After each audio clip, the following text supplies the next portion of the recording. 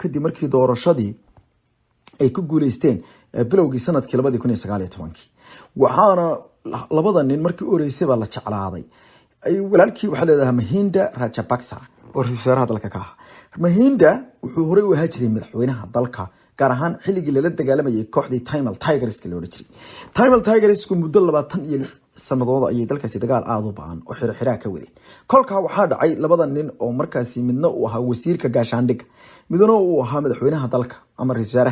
ayaa waxa ay ku guuleysteen inay soo afjaraan dagaalkaasi 2019 dad badan ayaa u arkay haliyeeyo qoys ah oo iskaashaday oo markii ugu horeysay siyaasad soo afgoyn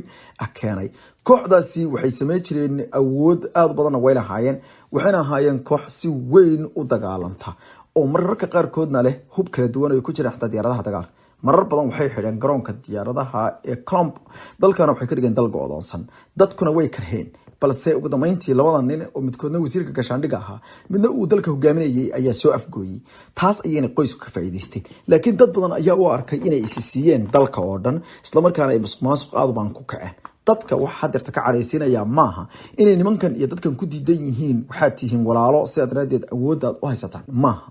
oo taas Soomaalida ayaa arintaas ku xisaabtanta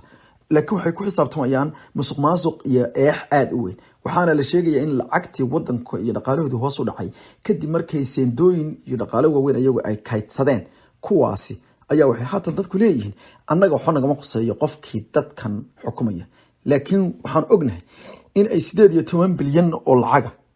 hanti 18 bilyan gaaraysa inay qoyskan u leeyihiin qoyska loo yaqaano Rajapaksa family ayuu yiri mid kamid ah 32 jira kaasoo sheegay in ay taas doonayaan in la bedelo meesha loo socdana waxa weeye in dawlad la xisaabtanto lacagtan dadku u soo celisa la helo dadku nolol ayay raadinayaan laakiin xilal ma raadinayaan halka dagala socotaan wararka